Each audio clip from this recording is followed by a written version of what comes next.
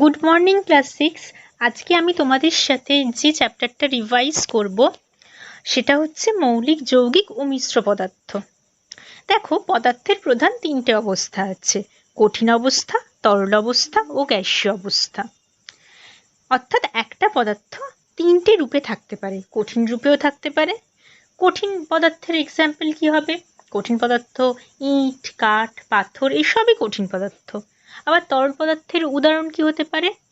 তরল পদার্থের উদাহরণ হচ্ছে জল। জল একটা তরল পদার্থ। আর গ্যাসীয় পদার্থ, এই যে বায়ুমণ্ডলে কার্বন ডাই অক্সাইড, অক্সিজেন, এই গ্যাসগুলো রয়েছে, এগুলো সবই গ্যাসীয় পদার্থ। অর্থাৎ আমাদের পৃথিবীতে আমরা তিন ধরনের পদার্থকে দেখতে পাই: কঠিন, তরল ও গ্যাসীয়। তার মধ্যে আমাদের বায়ুমণ্ডলে যে গ্যাসটা রয়েছে, যে গ্যাসটা জীবের বেঁচে থাকার জন্য একান্ত আবশ্যক, এই গ্যাসটার নাম হচ্ছে অক্সিজেন। এই অক্সিজেন গ্যাস যেটা বায়ুমণ্ডলে আছে, এই গ্যাসটা জ্বলতে সাহায্য করে। এবার পদার্থ তো বুঝলাম, কিন্তু যে কোনো পদার্থের মধ্যে পদার্থের যে সব থেকে ছোট কণা থাকে, যে সবচাইতে ক্ষুদ্রতম কণা থাকে, সেই ক্ষুদ্রতম কণাকে কি বলা হয় জানো? সেই ক্ষুদ্রতম কণাকে বলা হয় পরমাণু। অর্থাৎ কোনো মৌলিক পদার্থের সবচাইতে ছোট্ট কণা, সবচাইতে ক্ষুদ্রতম কণা, যার মধ্যে ওই মৌলিক পদার্থের সমস্ত গুণগুলো বর্তমান, তাকে বলা হয় পরমাণু। জিনিসটাকে একটু সহজভাবে বুঝলে, ধরো একটা গোটা ইট, সেই ইটটাকে তুমি টুকরো টুকরো করে দিলে। এবার ওই টুকরো করা ইটটার মধ্যে, একটা টুকরো করা ইটের মধ্যে যা বৈশিষ্ট্য আছে, পুরো ওই বড় ইটটার মধ্যেও সেই একই বৈশিষ্ট্য আছে। একটা বড় ইটের যা যা বৈশিষ্ট্য, একটা গোটা বড় ইটের যা বৈশিষ্ট্য, সে একটা ইটের টুকরোর মধ্যেও কিন্তু সেই একই বৈশিষ্ট্য আছে। এবার ভাবো, ওই পুরো বড় ইটের টুকরোটা হচ্ছে একটা পদার্থ, আর ইটের টুকরোটা হচ্ছে ওর পরমাণু। অর্থাৎ কোনো মৌলিক পদার্থের ক্ষুদ্রতম কণা, যার মধ্যে ওই মৌলিক পদার্থের সমস্ত গুণ রয়েছে, তাকে পরমাণু বলে। এবার আমাদের এই যে বায়ুমণ্ডল রয়েছে, এই বায়ুমণ্ডলের মধ্যে নানা ধরনের গ্যাস রয়েছে। তার মধ্যে nitrogen gas, oxygen gas, carbon ডাই অক্সাইড গ্যাস, এই গ্যাসগুলোর কথা আমরা জানি। এছাড়া সমস্ত জীবজগৎ বেঁচে থাকার জন্য যে গ্যাসটার উপর নির্ভরশীল, তার নাম অক্সিজেন। সমস্ত জীবজগৎ বেঁচেই রয়েছে অক্সিজেনের জন্য। এই অক্সিজেন শোষণ করে সমস্ত জীব তার শ্বাসকার্য সম্পন্ন করে, এবং আমরা বায়ুমণ্ডলে কার্বন ডাই অক্সাইড ছেড়ে দিই। এই কার্বন ডাই অক্সাইড গ্যাসকে আবার উদ্ভিদেরা সালোকসংশ্লেষ প্রক্রিয়ায় শোষণ করে নেয়, এবং তার পরিবর্তে তারা বিশুদ্ধ অক্সিজেনকে বায়ুমণ্ডলে ছাড়ে। এবার পদার্থের তো তিনটে অবস্থার কথা আমরা জেনেছি, যে কঠিন, তরল ও গ্যাসীয়, এবং পরমাণু কি সেটাও বুঝলাম। এই পদার্থকে আবার দুটো ভাগে ভাগ করা হয়। একটাকে বলা হয় মৌলিক পদার্থ, আর একটাকে বলা হয় যৌগিক পদার্থ। মৌলিক পদার্থ কাকে বলে? না, যে পদার্থকে বিশ্লেষণ করলে কেবলমাত্র সেই পদার্থ ছাড়া অন্য কোনো পদার্থ পাওয়া যায় না, তাকে মৌলিক পদার্থ বলে। অর্থাৎ যে পদার্থ শুধুমাত্র যে কোনো এক প্রকার পদার্থ দিয়ে তৈরি হয়েছে, তাকে বলা হয় মৌলিক পদার্থ। এই মৌলিক পদার্থের কিছু উদাহরণ তোমাদেরকে বলি: অক্সিজেন, তামা, এগুলো সবই হচ্ছে মৌলিক পদার্থ। আর যৌগিক পদার্থ কাকে বলে?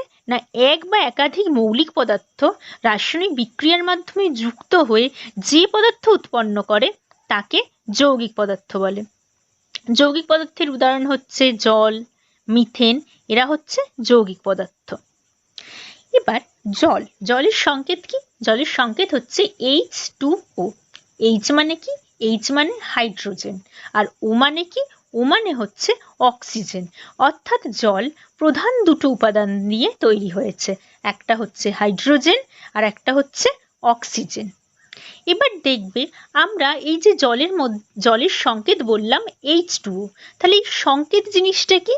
না, সংকেত হচ্ছে যৌগিক পদার্থের একটি অণুকে যার দ্বারা সংক্ষেপে প্রকাশ করা যায়, তাকেই বলা হয় সংকেত। অর্থাৎ জলের সংকেত হলো H2O। এই জল যেটা, এই জল হাইড্রোজেন এবং অক্সিজেন নিয়ে তৈরি হয়েছে। আবার নাইট্রোজেন, যেটা একটা বায়ুমণ্ডলীয় গ্যাস, নাইট্রোজেনকে আমরা সংক্ষেপে N দিয়ে চিহ্নিত করি। অর্থাৎ চিহ্ন কি না, যখন কোনো মৌলিক পদার্থের একটি পরমাণুকে সংক্ষেপে প্রকাশ করার জন্য যে বিশেষ অবস্থার আমরা সাহায্য নিই তাকেই বলা হয় চিহ্ন। এবার চলে আসি যোজ্যতাতে। যোজ্যতা কাকে বলে না, দুটি মৌলের রাসায়নিকভাবে পরস্পর যুক্ত হওয়ার ক্ষমতাকেই বলা হয় যোজ্যতা। আবার বলছি, দুটি মৌলের রাসায়নিকভাবে পরস্পর যুক্ত হওয়ার ক্ষমতাকে বলা হয় যোজ্যতা। আর একটি মৌলিক পদার্থের অণু যতগুলি পরমাণু দ্বারা গঠিত হয় সেই সংখ্যাকে ওই মৌলের পারমাণবিকতা বলে। এবার এই যে আমি একটুক্ষণ আগে জল নিয়ে কথা বললাম, আমাদের সকলের বাড়িই হচ্ছে চিনি আছে, আমরা চিনি দেখেছি এবং অনেক সময় আমরা চিনির জলও খেয়েছি, তাই তো? এবার এই যে চিনির জল জিনিসটা কি না, জলের মধ্যে চিনি মেশানো হয়েছে। চিনি একটা আলাদা উপাদান, জল একটা আলাদা উপাদান। জল এবং চিনিকে মিশিয়ে দেয়া হয়েছে। মিশিয়ে দিয়ে কি তৈরি করা হয়েছে? চিনির শরবত তৈরি করা হয়েছে। তার মানে এই চিনির শরবত, যেটা চিনিকে জলের মধ্যে মিশিয়ে দিয়ে তৈরি করা হয়েছে চিনির শরবত, সেই চিনির শরবত হচ্ছে একটা মিশ্র পদার্থ। অর্থাৎ মিশ্র পদার্থ কাকে বলে না, যে পদার্থে একাধিক পদার্থ মিশে থাকে তাকেই মিশ্র পদার্থ বলে। এবার এই যে চিনির শরবত বলছি, চিনির শরবতের মধ্যে চিনিটাকে বলা হয় দ্রাবক আর জলটাকে বলা হয় দ্রাবক।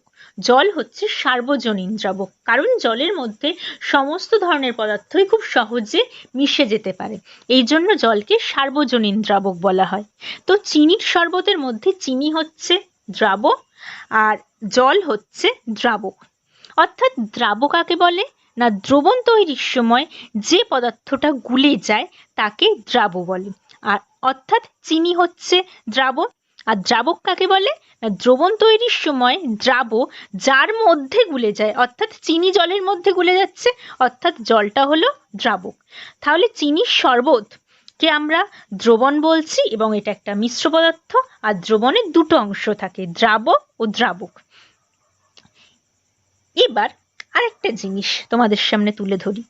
বালি এবং লোহা চূর্ণকে খালি চোখে একই রকম মনে হয়, কোনোভাবে বালি এবং লোহার চূর্ণ একসাথে মিলেমিশে গেছে, তখন সেই মিশ্রণ থেকে লোহাকে কিভাবে বার করবে? আমরা জানি চুম্বক লোহাকে আকর্ষণ করতে পারে। একটা বড়সড় চুম্বক নিয়ে যদি বালি এবং লোহা চূর্ণের মিশ্রণের কাছে ধরা যায়, তাহলে লোহার চূর্ণগুলো খুব সহজেই চুম্বকের গায়ে আটকে যাবে এবং বালি ও লোহা চূর্ণের মিশ্রণ থেকে এভাবে লোহাকে খুব সহজেই চুম্বকের সাহায্যে আমরা বের করে নিতে পারি। এছাড়া ফিল্টার কাগজের সাহায্যে ফিল্টার কাগজকে ছাঁকনির মতো ব্যবহার করে খুব সহজেই যে কোনো তরল এবং কঠিন পদার্থকেও আমরা আলাদা করতে পারি।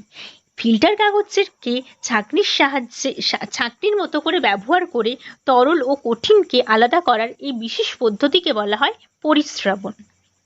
আর একটা পদ্ধতি নিয়ে তোমাদের সাথে আমি কথা বলবো, সেটা হচ্ছে কেলাসন।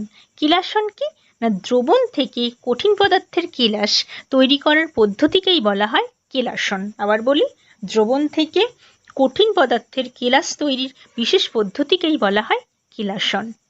সুতরাং আজকে আমি তোমাদেরকে যে এইচটিগুলো দিলাম, এই অডিও শোনার পর এইচটিগুলো তোমরা টেক্সট বুক পড়বে, টেক্সট বুক পড়ে এইচটির প্রত্যেকটা উত্তর লিখবে, লিখে আমাকে সেন্ড করবে।